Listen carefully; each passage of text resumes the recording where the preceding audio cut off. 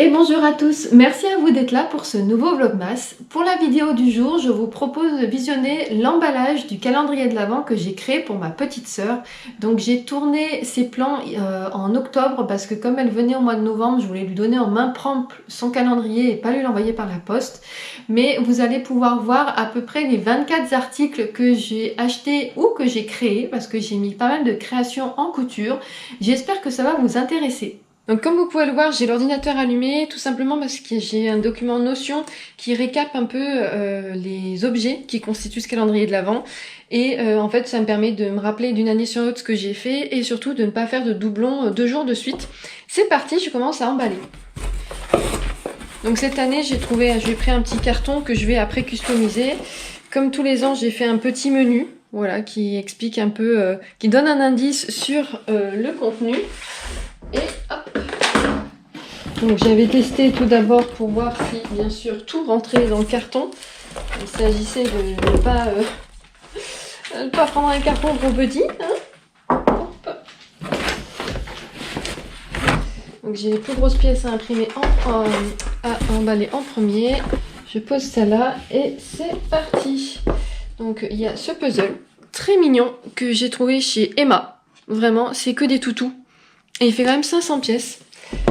Donc là, c'est le dernier, c'est le 24.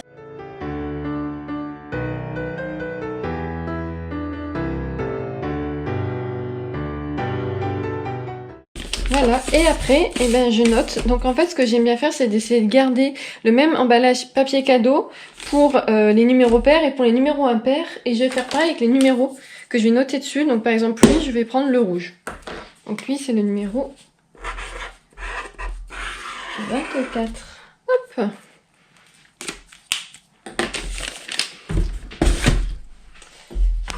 Quand c'est fait, je les barre sur mon document Notion pour ne... Comme ça, moi, je vérifie si j'en ai pas oublié. Dessous de plat, donc c'est du impair, donc ça va être le nouveau emballage.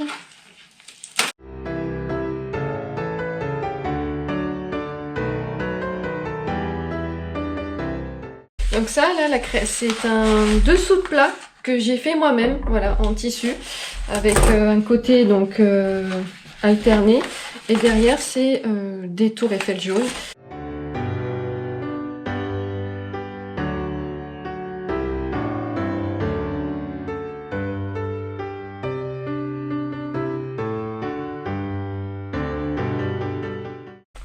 Et celui-ci, donc c'est un numéro impair, c'est le numéro 3.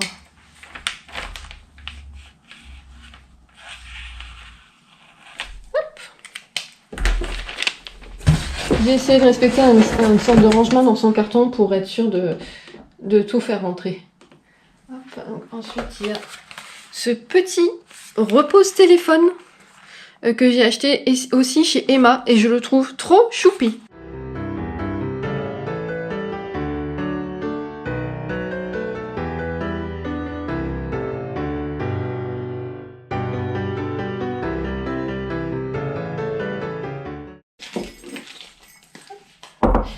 Petit mug que j'ai trouvé chez Sostrengren. Il est vraiment très mignon. À la fois automnal et à la fois noëlesque.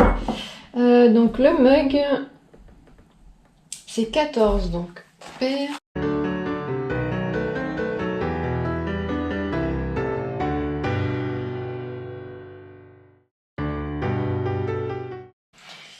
J'ai également celui-ci un peu en fragile. Donc ça, je l'ai trouvé chez Maxi Bazar. C'est un petit renard des neiges. Il est très mignon pour mettre dans le sapin de Noël.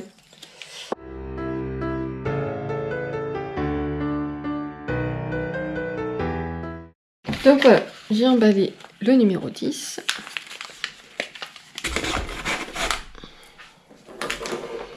J'ai essayé d'emballer en fait tout ce qui a des tailles un peu étranges. Donc là, je lui ai pris un cadre, tout simplement parce que je lui ai fait une création sur Canva que j'ai fait imprimer, qu'elle pourra mettre dedans. Et comme ça me fait 2 jours. Et ça lui permettra de décorer un peu son bureau au travail.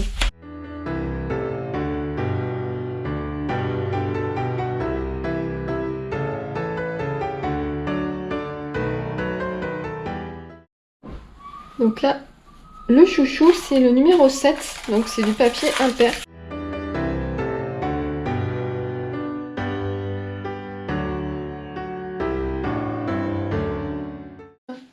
Ensuite, d'autres chouchous, mais des chouchous tourbillons, idéal pour le sport et pour pas abîmer les cheveux et surtout ne pas les marquer. Donc là, c'est le 21. Donc vous allez vous dire, c'est peut-être des cadeaux bizarres, mais on essaie de se faire des cadeaux aussi utiles.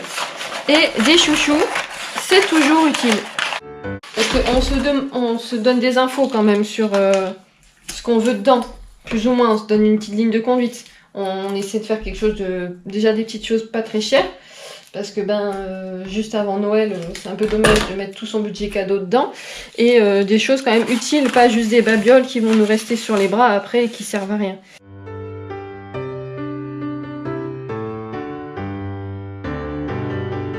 Ensuite, je lui ai fait des petits cotons démaquillants. Avec un petit tissu framboise, fraise et abeille, avec un côté en coton. Voilà, c'est un petit lot. Je lui en ai fait un qui faisait 14 et l'autre qui faisait 10. C'est pour avoir deux tailles différentes.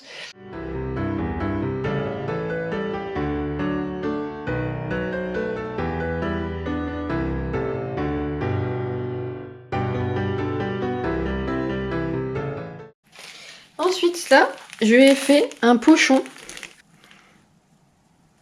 avec des petits sachets de thé et de tisane dedans pour qu'elle puisse amener au travail. Voilà, c'est le but, c'est que après elle pourra s'en servir pour mettre ses bijoux quand elle part en voyage ou quoi, ce qu'elle veut. Mais là, le but c'était juste qu'elle puisse amener ses petits sachets de tisane quand elle va travailler.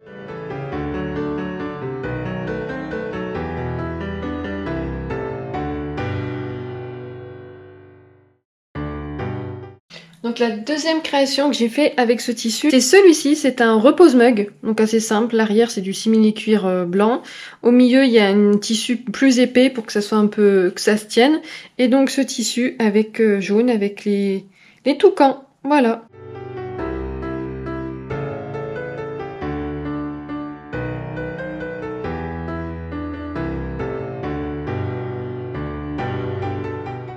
Donc là, des masking tape que j'ai trouvé aussi chez Jiffy. Il me semble, j'ai un doute. Je crois bien que c'est Jiffy. Ils sont mignons, j'aime bien.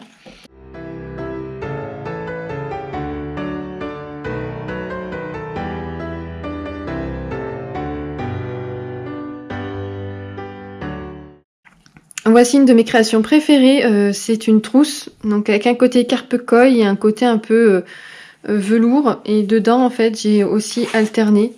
Il y a un côté carpe-coille et il y a un côté velours. Voilà, j'aime beaucoup une trousse à stylo, une trousse à médicaments pour mettre dans son sac à main, voilà. Ce qu'elle veut, mais je sais qu'elle aime bien tout ce qui est un peu japonisant, donc elle est parfaite pour ça.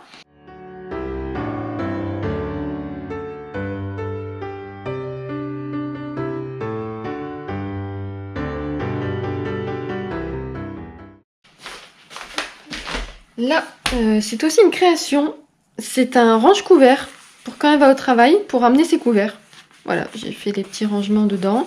Elle peut glisser ses couverts ou pour les personnes qui font du crochet, parce que l'aiguille à tricoter, ça sera trop petit. Mais pour ceux qui font du crochet, ça peut des stylos aussi, ça peut faire office de trousse. Et moi, c'est vraiment en tant que range couvert que je l'ai fait, mais après, elle pourra l'utiliser bien sûr comme elle le souhaite.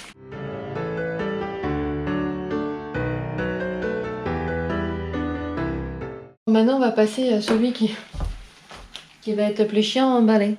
Et elles sont pas trop mignonnes, je les ai trouvées à Jiffy. Elles sont trop choupies, hyper molletonnées. Parfait en chaussettes pantoufles.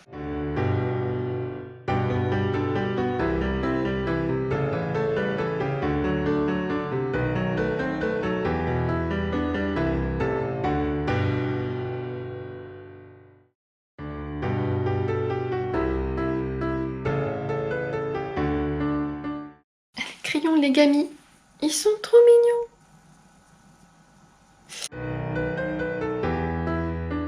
Ensuite là je lui ai fait un pochon, donc un peu en longueur, mais elle pourra ranger des stylos, voilà, pas mal de choses. Hop.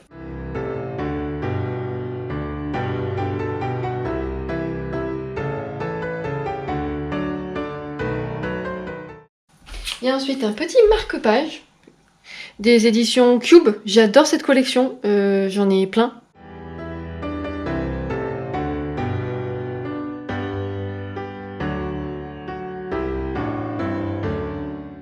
Donc ça, c'est les sous-verts qui sont assortis aux dessous de plat. Voilà, donc ça c'est plutôt pour... je vais y arriver.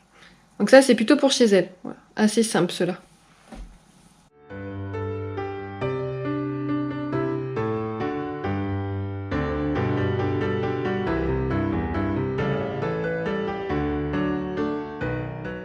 Et il me reste que deux, et c'est de la papeterie qui me reste.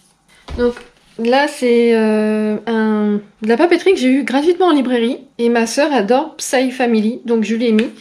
Hop.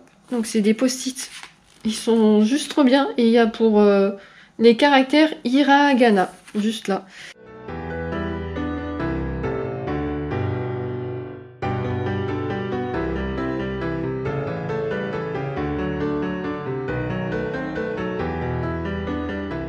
Qui est aussi de la papeterie, ce sont des post-it, mais en forme de chat.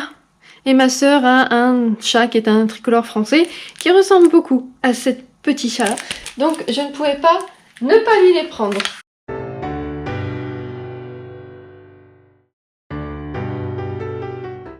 Donc voilà à quoi ressemble mon carton. Ça rentre pile, c'est la bonne dimension.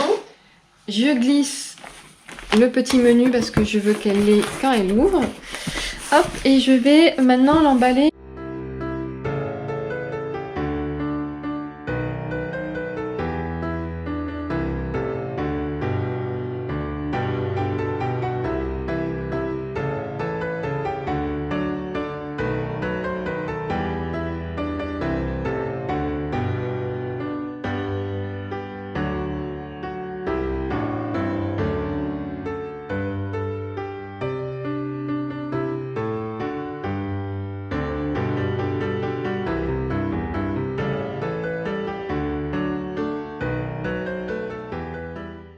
Et voilà pour l'emballage de ce calendrier de l'Avent que j'ai pris beaucoup de plaisir à réaliser. On se fait une petite liste à chaque fois où on se met un peu les objets, les articles qu'on voudrait, par exemple des collants, des chouchous, plein de choses comme ça, pour mettre quand même des choses utiles aussi dans ces calendriers. Et moi j'ai pris beaucoup de plaisir à faire les créations, à trouver des idées à faire en couture. J'ai décidé de mettre cette vidéo le 22 décembre pour une raison tout à fait logique, c'est que je ne voulais pas que ma soeur tombe sur la vidéo et qu'elle se spoil son calendrier de l'Avent. Voilà, même si je suis pas sûre qu'elle a regardé la vidéo, on évite tous les problèmes. Et là au moins il n'en reste que deux et je pense pas qu'elle se révélera quoi que ce soit. Pour cette année, de mon côté, j'ai deux calendriers de l'Avent. Donc j'ai celui que ma soeur m'a fait et j'ai également celui que m'a fait ma meilleure amie. Voilà, j'en ai pas acheté. Il y a quelques années, j'avais eu celui de Palais d'été que j'avais gagné lors d'un concours organisé par Magdalena du compte le Triple L de Mag. Et depuis, c'est vrai que je l'ai jamais racheté alors que c'était un calendrier qui m'a beaucoup plu. Donc peut-être l'année prochaine. Et vous de votre côté, est-ce que cette année vous avez des calendriers de l'Avent? Est-ce que c'en est que vous avez créé vous-même? Est-ce que vous les avez achetés? Est-ce qu'on vous en a offert? Voilà, n'hésitez pas à me dire ça en commentaire. Sur ce, je vous remercie d'avoir regardé cette vidéo et je vous dis à demain!